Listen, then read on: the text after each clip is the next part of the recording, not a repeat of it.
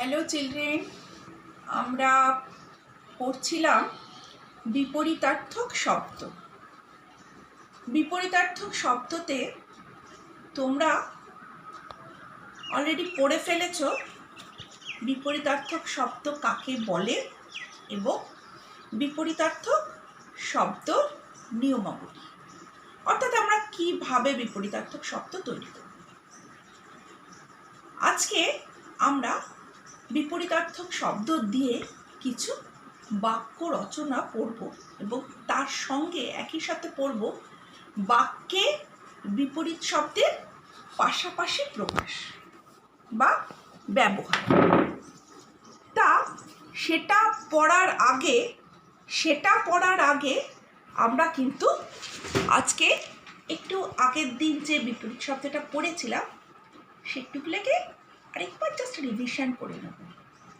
Revision করলে তোমাদের কাছে ব্যাপারটা আরেকটু ক্লিয়ার হবে। তাহলে আমরা কি পড়েছিলাম?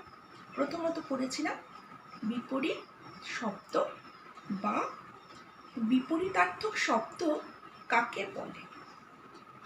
তাহলে সেটা কি হবে? যে শব্দ অন্য শব্দের বিপরীত রূপ প্রকাশ করে তাকে আমরা বলি বিপরীতার্থক শব্দ। যেমন ভালো তার বিপরীত হচ্ছে মন্দ, সকাল তার বিপরীত হচ্ছে বিকেল, দিন বিপরীত হচ্ছে রাত্রি। তাহলে তোমরা এটা পড়েছিলে। আর এর সঙ্গে আর কি পড়েছিলাম? আমরা আর কিছু পড়েছিলাম যে এই বিপরীতার্থক শব্দ যখন আমরা নির্বাচন করব বা লিখব বা নিজেরা যখন কোনো শব্দের বিপরীত অর্থ লিখব তখন আমাদের কিছু কিছু নিয়মাবলী কিন্তু একটু মাথায় রাখতে হবে। তার মানে এই নয় যে এই নিয়মাবলীগুলো মুখস্থ করতে হবে, ব্যাপারটা কিন্তু সেটা নয়, কিন্তু এগুলো একটু জাস্ট মনে রেখে আমরা বিপরীত শব্দ নির্বাচন করব। তার সেই নিয়মাবলীগুলো কি কি? এক নম্বর নিয়ম ছিল বা প্রথম নিয়মটা ছিল মূল শব্দ যে ভাষায় হবে, সেটি সাধুতে হোক কি চলিতে হোক, মূল শব্দ যেই ভাষায় হবে আমরা যখন বিপরীত শব্দ লিখব সেটিও কিন্তু আমরা সেই ভাষাতেই লিখব। ধরো মূল শব্দ যদি সাধু ভাষায় থাকে, যখন আমরা উত্তর লিখব তখন কিন্তু বিপরীত শব্দ সাধু ভাষায় লিখব। মূল শব্দ যদি চলিত ভাষায় থাকে তাহলে কিন্তু আমরা বিপরীত শব্দ চলিত ভাষাতেই লিখব। এটা হলো প্রথম বিপরীত শব্দ লেখার বা বিপরীত শব্দ নির্বাচনের উপায়। এবার আসছি আমরা দ্বিতীয় অর্থাৎ সেকেন্ড উপায়টা কি ছিল বা সেকেন্ড কিভাবে আমরা নির্বাচন করব। সেটি হচ্ছে মূল শব্দে যেই লিঙ্গ থাকবে, অর্থাৎ মূল শব্দে যদি পুংলিঙ্গ থাকে তাহলে আমরা যখন বিপরীত শব্দ লিখব সেখানেও কিন্তু আমরা পুংলিঙ্গই লিখব।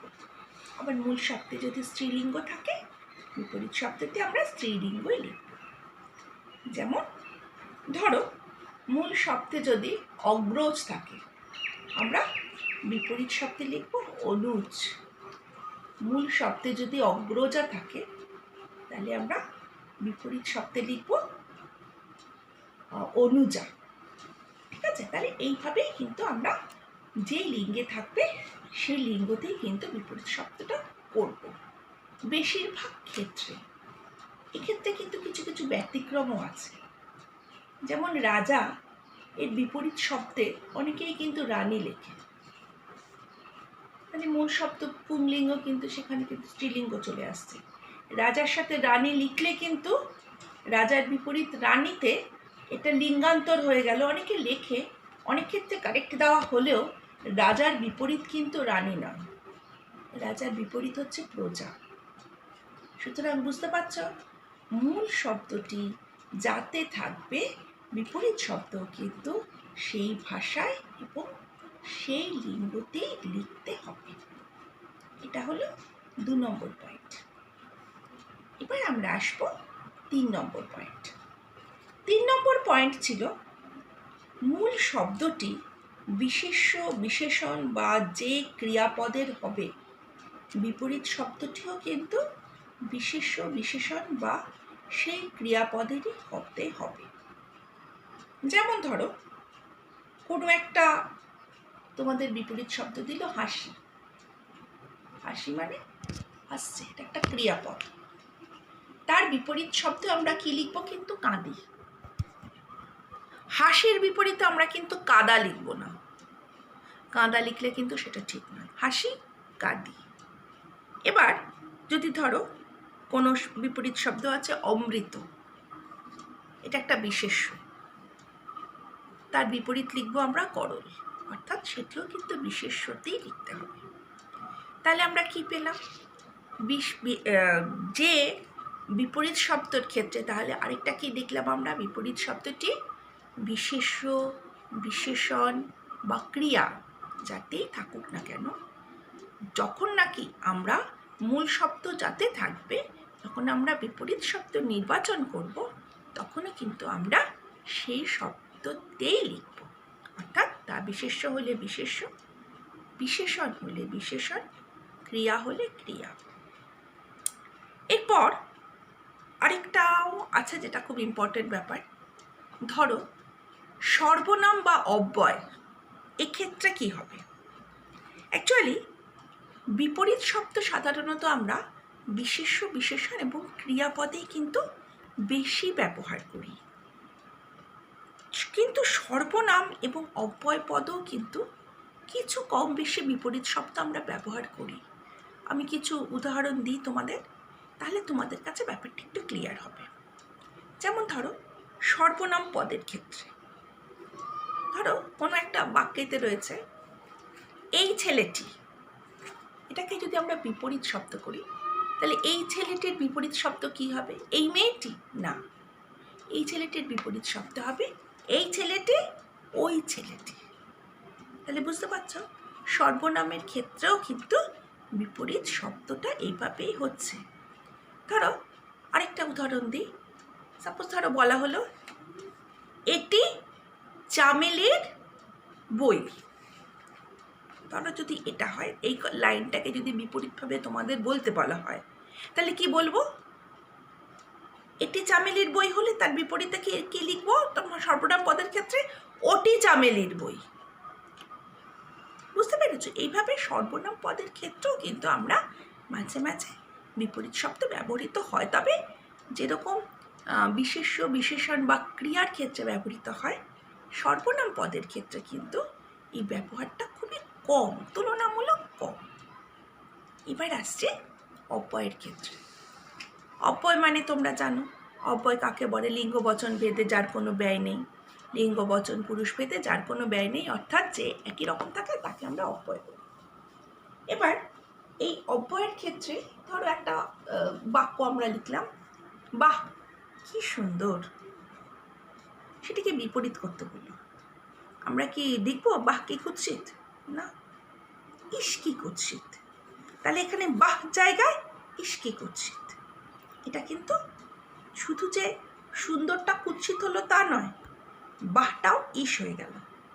বুঝতে পারছো? ঠিক সেরকম ধরো যদি এটা হয় বাহ বাহ কি বুদ্ধি, কারোর বুদ্ধির তারিফ করছে, বাহ বাহ কি বুদ্ধি। এবার বলা হলো এটাকে বিপরীতে বলো, তাহলে কি বুদ্ধি আমরা কি বলবো? বাহ বাহ কি বোকা, বা বাহ বাহ কি নির্বোধ, সেটা বলবো? কখনোই বলবো না। আমরা কি বলবো?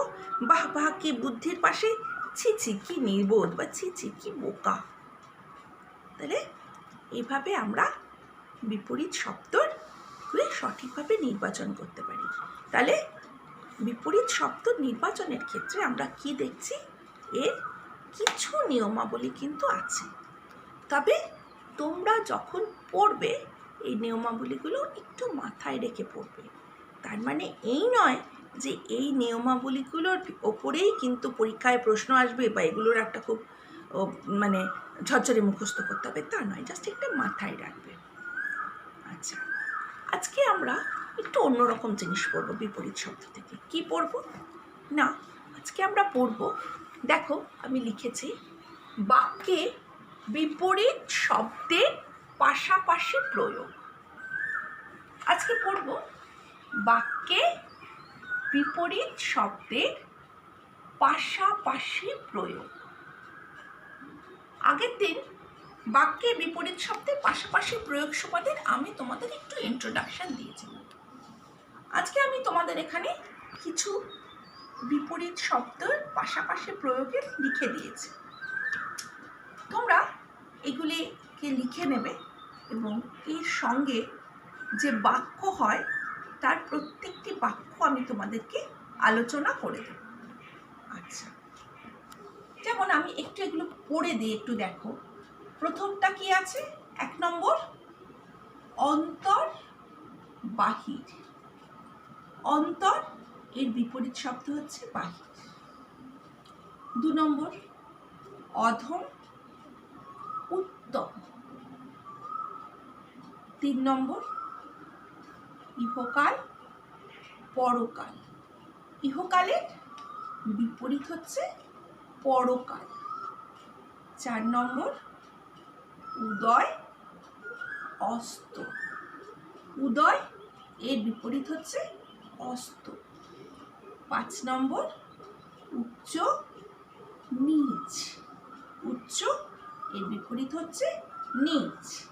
6 নম্বর, ঘরে বাইরে। ঘরের বিপরীত বাইরে। 7, জীবন মৃত্যু। জীবনের সাথে বিপরীতে হয় মৃত্যু। 8 নম্বর, পাপ পুণ্য। পাপ পুণ্য। 9, আপন পর। আপন পর। 10 হচ্ছে লঘু গুরু। লঘু গুরু। 11 দেখো, শত্রু মিত্র। বিরহ মিলন। আয় ব্যয়। জটিল সরল। সুন্দর কুৎসিত। আসমান জমিন। সত্য মিথ্যা। জয় পরাজয়। অপরাধী নিরপরাধ। চড়াই উতরাই। এখানে আমি তোমাদের 20টা বিপরীত শব্দ সমেত শব্দ দিয়েছি। ঠিক আছে? এই যে 20টা বিপরীত শব্দ সমেত শব্দ দিয়েছি, এই শব্দগুলো আমরা এখন এগুলোর পাশাপাশি বাক্যে প্রয়োগ করে তোমাদেরকে আমি আলোচনা করব। তাহলে চলো প্রথম থেকে শুরু করি। তবে হ্যাঁ, আমি কিন্তু সব কটার পাশাপাশি বাক্যে প্রয়োগ করব না। আমি 2-4টে তোমাকে আলোচনা করে দেব, বাকিটা তোমরা হোমওয়ার্ক করবে। আচ্ছা, প্রথমটা দেখো রয়েছে অন্তর ও অন্তর বাহির। অন্তর বাহির, যদি এটা আমরা বাক্য করি একটা, তাহলে কি লিখতে পারি? অন্তর মানে মনের মধ্যে যেটা, বাহির মানে বাইরে। ধরো আমরা একটা বাক্য লিখলাম, সে অন্তর বাহিরে এক, তার কথার খেলাপ হয় না। সে অন্তর বাহিরে এক, তার কথার খেলাপ হয় না। এটা কারো অন্তর বাহিরের একটা বাক্য। পরেরটা কি আছে? অধম উত্তম। তুমি অধম, তাই বলে আমি উত্তম হব না কেন? তুমি অধম, তাই বলে আমি উত্তম হব না কেন? এটি হচ্ছে অধম উত্তম নিয়ে। তারপর ধরো ইহকাল পরকাল। ইহকাল পরকাল কি হবে? ইহকালের কথা ভাবো, পরকালের কথা এখন না ভাবলেও চলে। পরেরটি কি আছে? উদয় অস্ত। তিনি উদয় অস্ত পরিশ্রম করেন। তারপরে উচ্চ নীচ, তার উচ্চ নীচ ভেদাভেদ নাই। আছে জীবন মৃত্যু। মানুষটি এখন হাসপাতালে জীবন মৃত্যুর সন্ধিক্ষণে আছেন। তাহলে জীবন মৃত্যু মিলিয়ে একটা হচ্ছে। তারপরে আছে পাপ পুণ্য। এ সংসারের পাপ পুণ্যের বিচার করে কয়জনা। তাহলে তোমরা দেখতে পাচ্ছ আপন পর যে বিনয়বাবুর মতো উদার মানুষ খুব কম আছে, তার আপন পর ভেদ নেই। 10 নম্বর লঘু গুরু। লঘু পাপে সে গুরু দণ্ড পেল। অর্থাৎ তাহলে আমরা কি দেখছি, এই যে আমি তোমাদের 10টা বাক্য বলে দিলাম, বাকি 10টা বাক্য নিজেরা করবে এবং অসুবিধা হলে তো অবশ্যই আমায় ফোন করবে। এই 10টা বাক্য যেগুলো বললাম অতি অবশ্যই খাতায় লিখবে। যদি মনে হয় ভুলে গেছি, কালকে আমাকে তোমরা ফোন করে জিজ্ঞেস করবে বা লিখে রাখবে। আমি আবার এগুলো তোমাদের কালকে বাকি 10টা আলোচনা করে তোমাদের এর নেক্সটটা পড়াবো।